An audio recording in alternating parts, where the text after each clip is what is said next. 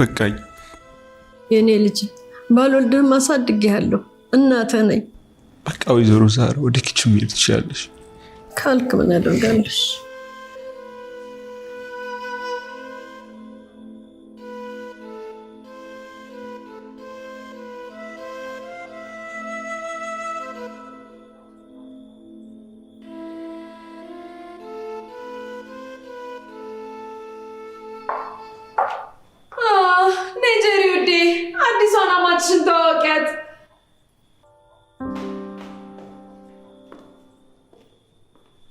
ጓደኛዬ ቆይ አንቺ ልጅ ምንድነው እየተከተልሽ የምትጨቀጭቂኝ?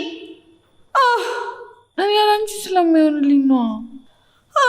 እንግዲህ ምን ማድረግ ይቻላል? በህይወት መኖራችን የምንጠቅም ሰዎች ልንኖር እንችላለን። አዎ በጣም ታስፈልጊኛለሽ። ትታረቅ ነፈስ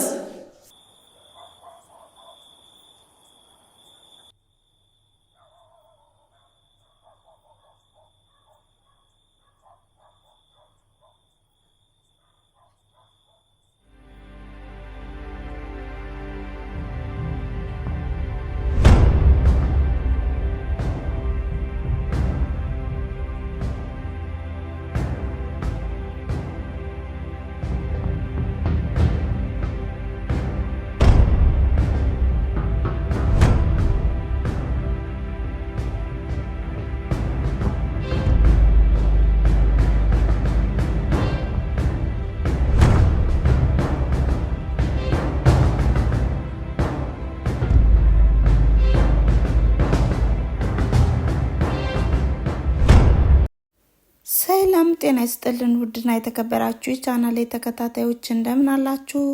ደህና ናችሁ? በያላችሁበት የዓለም ዳርቻ ሰላማችሁ ብዝት ትርፍ ይበልላችሁ እያልኩኝ እንግዲህ ዛሬ በጉጉት ሲጠበቅ የነበረው በድር ድራማ መጥተናል ማለት ነው።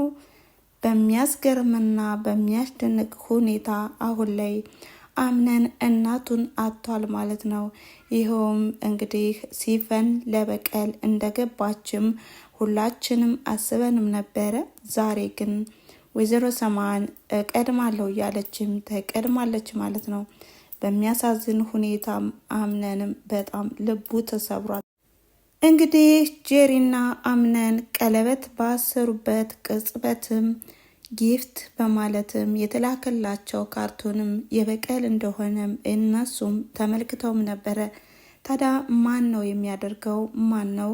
እኛ ያልታወቀ ጥላት አለን ማለት ነው እያሉም እያሰቡና እንዲሁም ተደነባብረውም እያምሰለሰሉ ባሉበት ድንገትም እንግዲህ ሲፈንም ቢሆን ከወይዘሮ ሰማን ክፍል በመግባትም አንዳንድ ነገሮችን በማናዘዝና እንዲሁም የሰራተኛዋ ልጅ ነኝ መልእክት ልካኝ በማለትም እንግዲህ ከዚህ ዓለም እንድትለይ አድርጋታለች።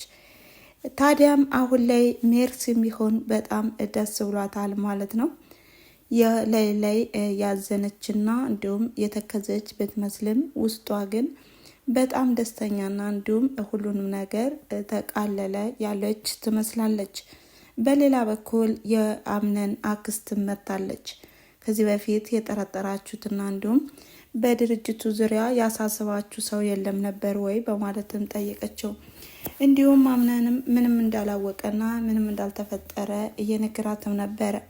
ታዲያ ይሄ በቀልም እንግዲህ በወይዘሮ ሰማን ላይ የተደረገው ነገርም ወይዘሮ ሰማን ያኔ በወጣትነቷና እንዲሁም ያኔ በደህንነቷም ሰዓት የቤት ሰራተኛ አድርጋ የቀጠረቻትን የሲፈን እናት በግፍና እንዲሁም በማሰቃየትም ያሳለፈቻት በመሆኑም ታዲያ እንግዲህ የእናቴን ነገርስ መመለስ አለብኝ፣ እናቴ አይዞሽ፣ ደግሞም ያለ እናት ማደግና እንዲሁም ያለ እናት መኖር ምን ያህል እንደሚከብድ አሳያቸዋለሁ፣ እበቀላቸዋለሁ እያለችም እንደምትበቀልም እያለቀሰችም ነበረ የተመለከትናት። ታዲያም አሁን ላይም ሳትውል ሳታድርም ወይዘሮ ሰማን ይችን ዓለም እንድትለይ አድርጋታለች። በተመሳሳይም ብሌንም በጣም አዝናለች። ይህን ሊያደርገው የቻለው ሰው ማን ነው በማለትም እንዲሁም በቁም እንቅልፍ ተኝታ እያያትም ነበረ። አምነንም ቢሆን በስስት አይኑም በመመልከትም ወደ ክፍልሽ ግቢ በማለትም እንዲሁም የርህራሄ ፊትም አሳይቷታል። ነገር ግን አምነንም ቢሆን እናቱ በድንገት ተለይተው ስለሄደችም የሚያደርገው የሚጨብጠውም ጠፍቶበታል። ደግሞም ከድርጅቱ ጋር የተያያዘ ይሆን? ምንድን ነው ነገሩ? ምንም አይነት ነገር ሊገባኝ አልቻለም። ውስብስብ ያለ ነገር እያለም በጣም ግራ ተገብቶታል። በሌላኛው ወገን ጄሪ አሁን ላይ የአምነን ሚስት በመሆኗና እንዲሁም በመመረጧ በጣም ደስ ብሏታል።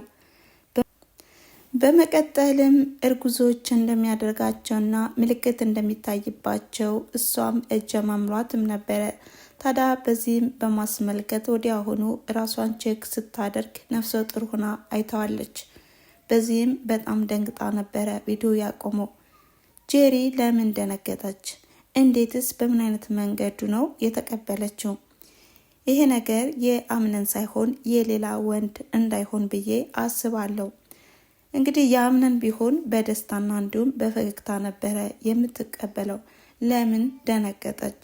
እስኪ ቤተሰብ ሀሳብ አስተያየታችሁን በኮሜንት መስጫ ላይ አስቀምጡ እያልኩኝ እንግዲህ ጄሪ በአሁኑ ሰዓትም የሌላ ወንድ ልጅ አርግዛ ከሆንም አምነን ወዲያውኑ መንጥቆ ያስወጣታል ማለት ነው።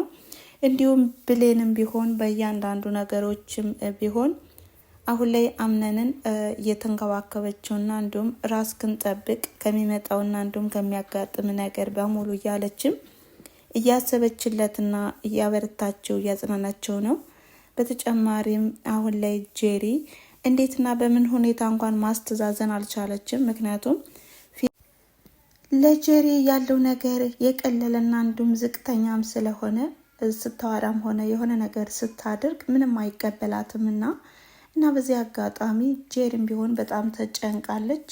እንግዲህ ሜርሲም ቢሆን አሁን ላይ አክስት ተብያዋ የመጣችው እሷ ካደረገችውና እንዲሁም ሜርሲ ተንኮለኛ እንደሆነች ስላወቀችም ከዚህ ነገር እጇ ካለበት እኔ አለቃትም እያለችም እየፎከረችም ነው።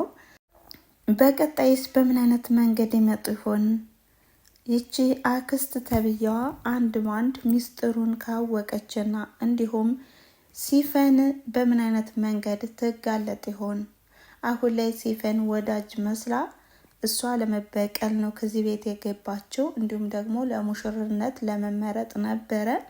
ነገር ግን አላማዋን ግብ ላይ እስከምታደርስ ድረስ አልተኛም በማለትም ከዚህ በፊት አይተናትም ነበረ።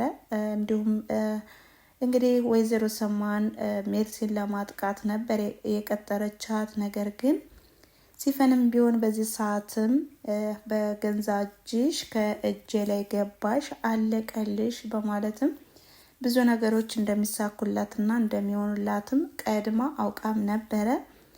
ታዲያም እንግዲህ ጀምረዋለች ማለት ነው። ፊልሚው እንደቀጠለ ነው። እናም ቤተሰብ ለዛሬ የነበረን ቪዲዮ ይሄን ይመስል ነበረ። ስለተከታተላችሁኝና አብራችሁ ስለቆያችሁ ከልብ አመሰግናለሁ በማለት ድራማ እጅግ አዝናኝና እንዲሁም ትምህርት አዘልም ስለሆነ ትምህርት እንደምትወስዱበትና እንዲሁም ዘና እንደምትሉበትም ተስፋ አድርጋለሁ እያልኩኝ በቀጣይ ቪዲዮ እስከምንገናኝ ድረስ መልካም ጊዜ። ቻው።